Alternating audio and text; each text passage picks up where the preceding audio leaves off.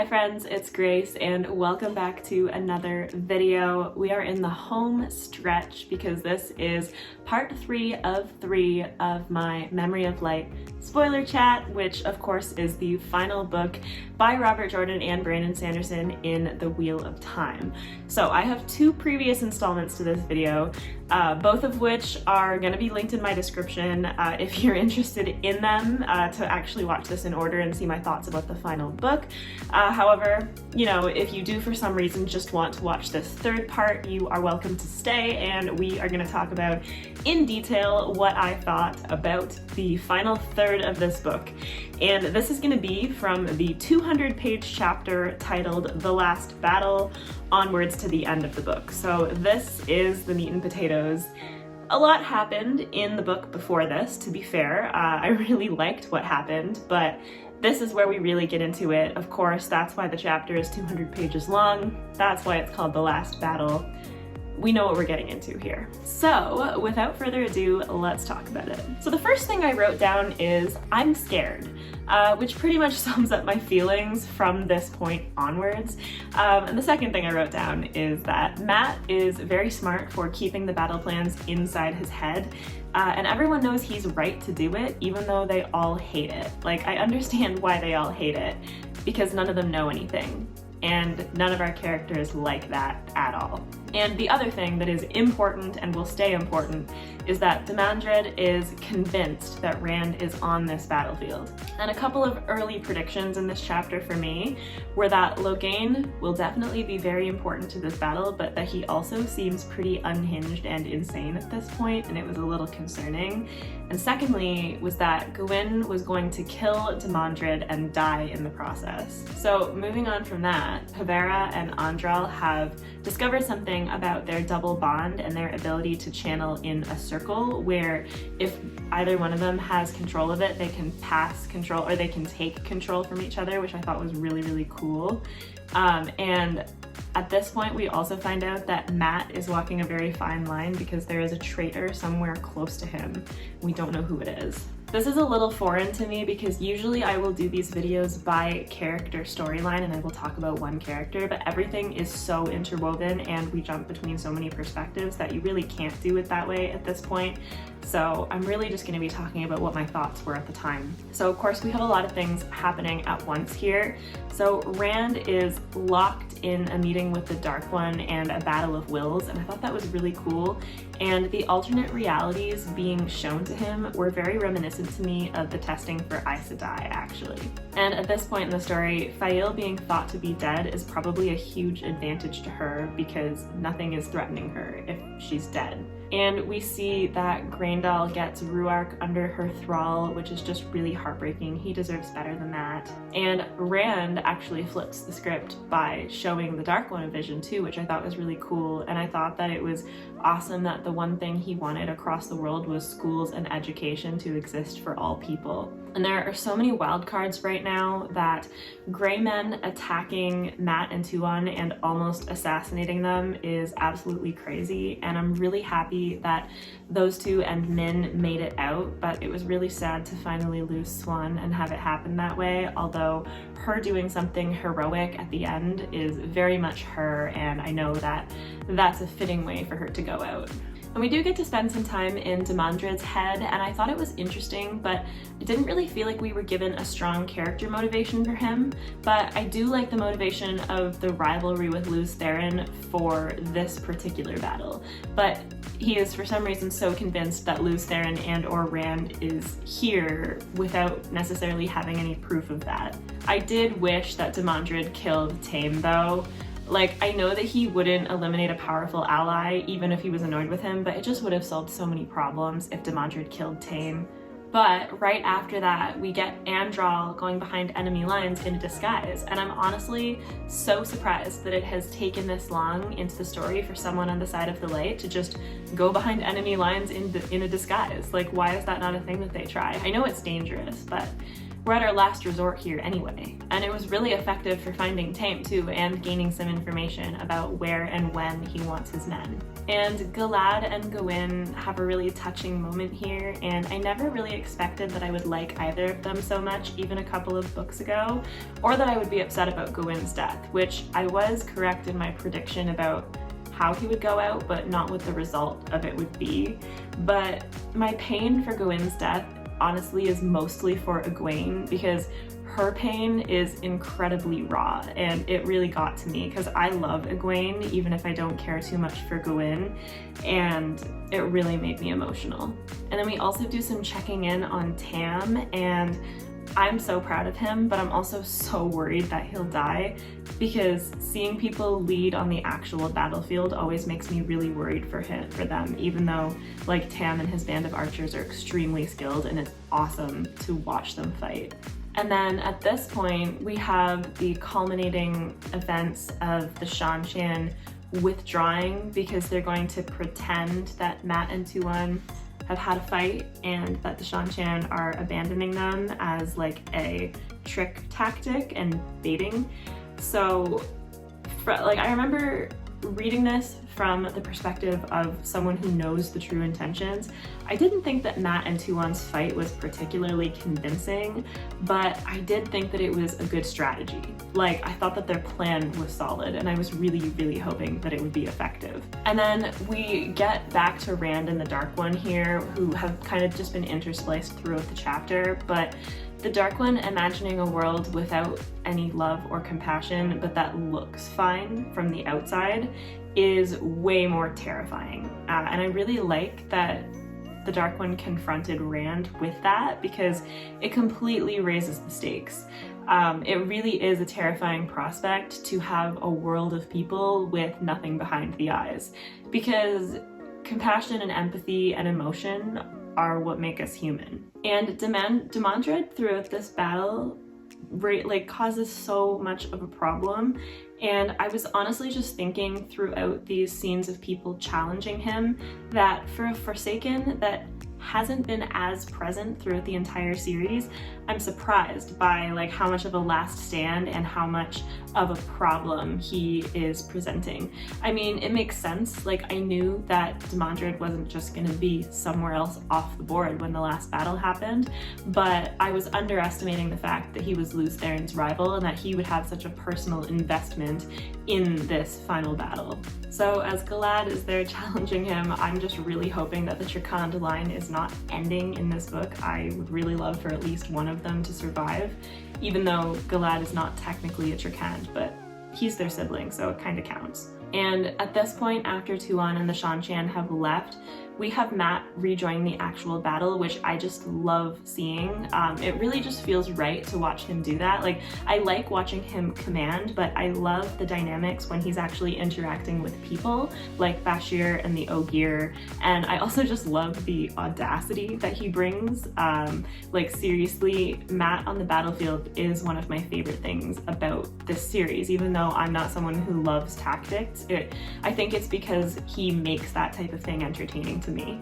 And then something that I actually forgot about happening is that Egwene bonds Leolwyn, and I did really like this moment at the time because I thought that it really showed character growth for her by being willing to bond her after what Egwene went through earlier in the series at the hands of the Shanshan. And then at this point, we've had Egwene trying to stop Demandred and dying for it, and then we've had Galad trying to, so basically, does that mean that Elaine is going to be the one to actually stop him? That was my, not exactly a prediction, but just something that I was reflecting on, because there was a definite pattern to that point in the people that had been challenging him. And then we see Andral going in behind enemy lines and stealing the seals back from Tame, because he was the one who had taken them, as we've discovered, and Andral has been able to steal them back, which is super important.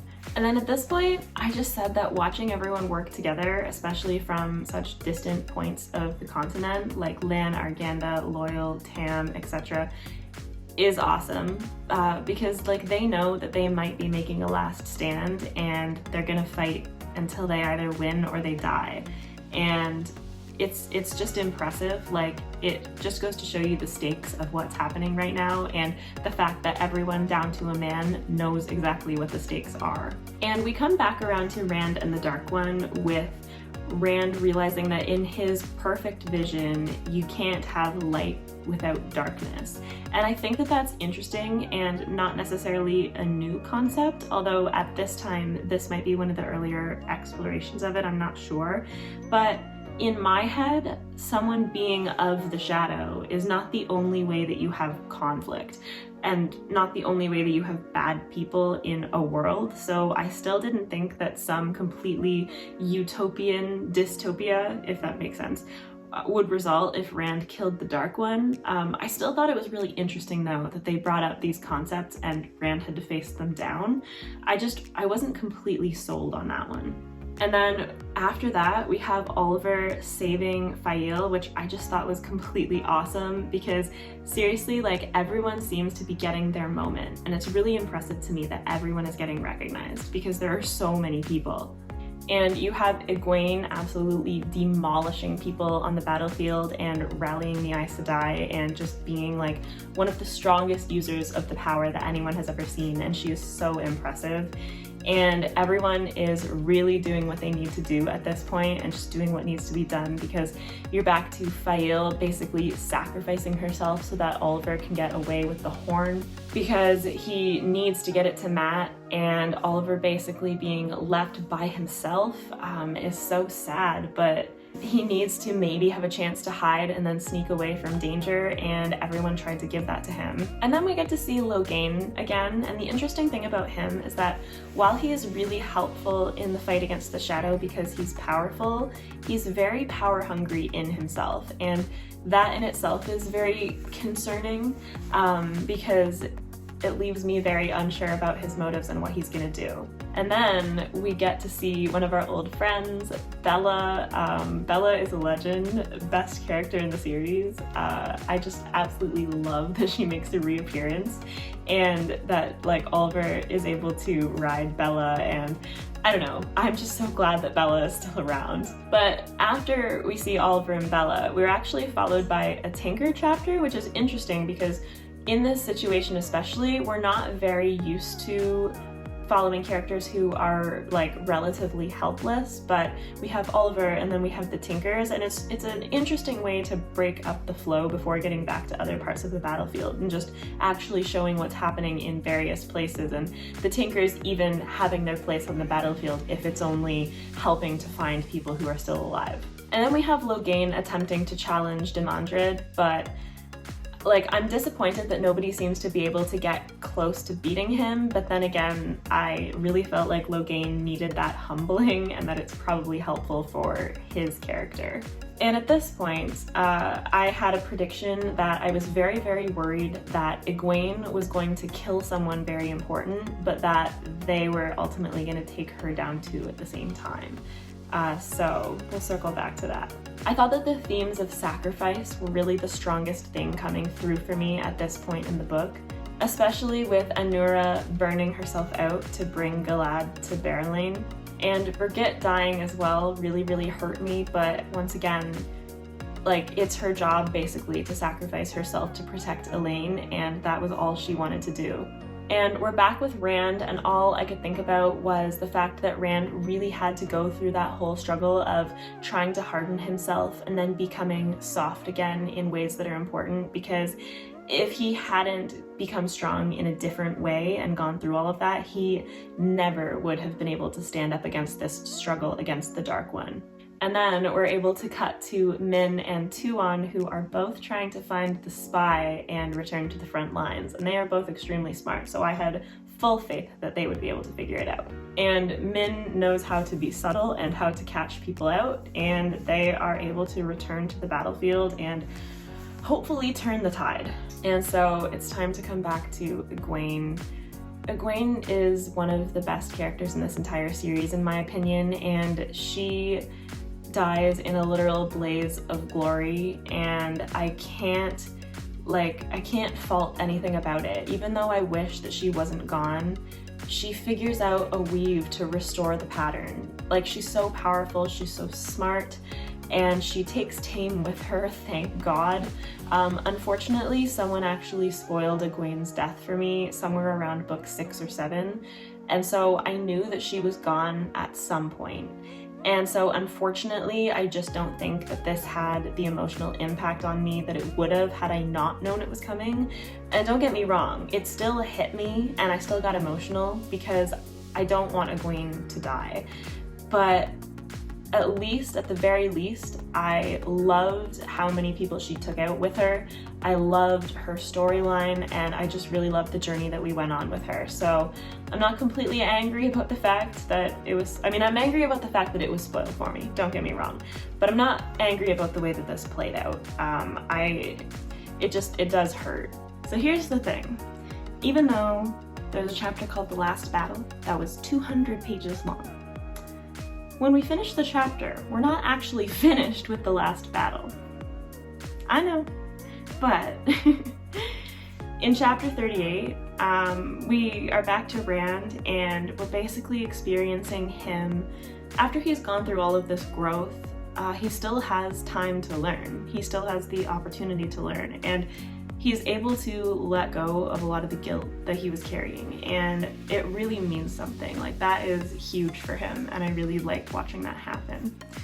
And Lan sacrificing himself gives heart to the entire army, even though it's heartbreaking, and it just really hammers home for everyone like what they're fighting for to the death, to their last stand, because if they lose, there is nothing else, and that really is just the basis of it. And in chapter 39, I felt like we were just exploring the concept that the shadow simply cannot win as long as there are people fighting for the light who won't give up. And I love that concept. And I was shocked at this point that Lan was still alive. I don't know how this man is even human, but he is amazing. And the Dark One, for some reason, was in Mat's head. And at this point, I was absolutely shook that Oliver was able to sound the horn of Valir. But it was at this exact moment that I realized I should have realized that Mat's death in the Shadow Rising would have broken him from it. Because Mat actually died and then came back to life when he was hung in the Shadow Rising, or hanged, I guess is the correct term. And thank God for that, because clearly Mat was not there to sound the horn, and I'm really, really glad that it worked. And it's really cool to have the heroes of the horn there, and Brigitte being there to save Elaine. And I love Oliver finally having someone come back for him as Noel saves him. And I know that he's been missing Noel, who's really Jane Farstrider, but I love that moment for Oliver and for Noel. That was really heartwarming. And then in chapter 40, we get to see more of the relationship between Elaine and Brigitte, and their relationship is just really awesome, and I love them. And at this point, I realize how damn smart Mat is, because I knew there was a reason Hinderstrap was going to be relevant in the long run. Like, initially, when we had that experience with Mat and the band, I was baffled, but I figured there had to be something. And the fact that these people come back every single night as bloodthirsty beings being taken advantage of to fight in the last battle is honestly just, I can't believe he thought of that. Like, that's unbelievable. And then in chapter 41, I was basically just thinking that this whole thing is the embodiment of it has to get worse before it gets better. And there's actual hope now with Demandred being dead and Sean Chan coming back, and hopefully Mogideon is dead too. And I was still loving Telmanas and spending some time in his head as well. And in chapter 42, we get to go back to Avienda, and I really, really like her perspective and the way that she thinks about things, because she generally just has a slightly different way of thinking about things than a lot of the other characters do because of her life experience, and it kind of shows in her and Amisa's attack against Graendal. And she's also able to recognize the fact that Rand is trying to put the pattern back together and that there's some plant growth happening, and she's able to recognize it as him just because of the way that she thinks. And then Andral and Pavara doing something extremely smart by bringing Dreadlords to a setting where they think that they're invincible, but they don't realize that they're actually not when their power deserts them, and so they are attacked there. And then we're back to Aviendha in her fight against Grendel when she attacks her and ends up going with her. But I was just hoping against hope that Aviendha would not get put under compulsion.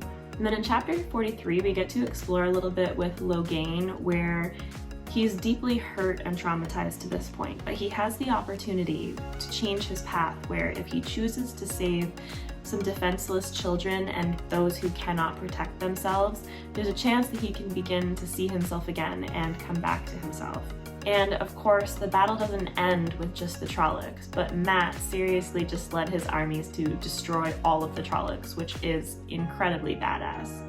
And in this chapter, Rand feels incredibly close to actually winning, but I don't know what losing Aviendha would do to him, and that worried me a lot.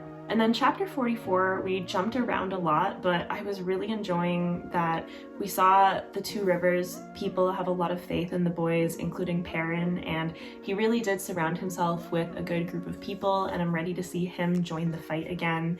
And Tom is just another amazing character, and I'm glad we get to see him waiting outside the cave and just like doing what he can to protect Rand, Nynaeve, and Moiraine while also composing a ballad. And I think that thanks to Tom and Min, throwing knives are one of my favorite like mundane weapons in this entire series. And then in chapter 45, we have Mat finally getting back to Ulver, and they head to Shayol Ghul, and Perrin is heading there too, but he needs to conclude his fight with Slayer. And Padan Fain, or Shy Sam, which is like the new name, is a very big concern, very big problem, but can't be the final problem. I'm just interested to see how that will play out because he seems unfightable. I don't know how someone would go about that. And Perrin and Mat are both preoccupied, Perrin with his fight with Slayer, and Mat being on his way to Shayol Ghul riding a Torrican because he's crazy. And at this point I could not believe that we were like 50 pages from the end of the book and the fighting wasn't over yet, because I was expecting a lot more resolution and falling action than that. But at this point we have the heroes of the Horn coming to Thakandar in order to join that battle. So there's still things that need to happen. And then in chapter 46, we have Perrin finally able to beat Slayer when he lets go and finds his strength and finally masters the wolf dream by realizing it and that he doesn't need to hold himself apart from it, he can have both. And he and the Aiel are going to be there to make a last stand, and Mat is on his way to help. And Padan Fain seems to have killed Mat, but like, I'm not convinced. I was not convinced that Mat was dead. Because I thought that his previous connection to the dagger would somehow allow him to not be killed by it. So we'll circle back to that, obviously, because in chapter 47, I'm still hoping that Aviendha survived, but I was hoping even more that like her line of thinking was that even if she did die from what she did, that she would take Grendel with her. And like I mentioned, I'm really glad that Mat did not die from Padan Fain and that he survives long enough to kill him because he is immune. And I knew that something interesting would happen with Callandor, and I was just waiting for it to happen because of the weakness in it. And now it makes sense why Moiraine and Nynaeve were the ones that had to be there with Rand in the cave. And it's really, really cool, and it makes sense that like using all three powers at once is what makes Callandor work. So in chapter 48, it's really, really cool to see everyone realizing that there is a column of light being produced by Callandor and Rand and Nynaeve and Moiraine. And also, Grendel being subject to compulsion is truly a plot twist that I did not see coming. Nothing less than she deserves, to be fair, but even so, it's still sickening to see anyone under compulsion like that. And then we have Logan even getting his moment, realizing that emotional healing may be possible for him and breaking the seals when it was needed. So things really come to a head when eventually it comes to light that Lanfear was using compulsion, and I honestly did not suspect that of her, even though I did expect her betrayal. And compulsion, once again, is sickening, and she is right that it makes her no better than Grendel in order to do that. And I'm really glad that Perrin found his strength in the wolf dream and was able to overcome it. But the part that's really interesting, and just the culmination of everything that Rand and the Dark One have gone through together in this book, is the fact that the Dark One is not the enemy. That is an idea that it's gonna take me a while to wrap my head around, but I do think it's really cool. And so what I gather from this is that Rand essentially just made a prison that the Dark One cannot break free from, because he's not the enemy, but he also can't not exist, because we've learned that that would be bad for the world. And it's a really interesting, like, nuanced ending that I honestly wasn't expecting, and I really like it for that, for not just taking one classic or like expected side and really going for something that makes sense for the world but wasn't predictable. And then we have the epilogue, where Rand had to make the ultimate choice. Mat has finally dealt with Padan Fain once and for all, and he is completely free from the dagger and all of its poison, which is amazing. And it's very fitting to see everyone celebrating but hurting at the same time, because that's inevitably what the emotions are going to be after an experience like this. Because of course, Egwene didn't make it, which is heartbreaking, but Mat and Tuon are going to have a child. Aviendha survived, Elaine is going to have her children, Min survived, and they know a secret that they're not going to tell anyone that Nynaeve is trying to unearth. And Nynaeve and Lan, of course, deserve to be together, and Maureen and Tom deserve to be together. They're all amazing characters. And I'm glad that Perrin finds Faile again, because in order to play his part for Rand, he really had to overcome his need to protect and save her in order to put the good of the world above their relationship. And that really is a character growth moment for him after what we've seen from him in this series.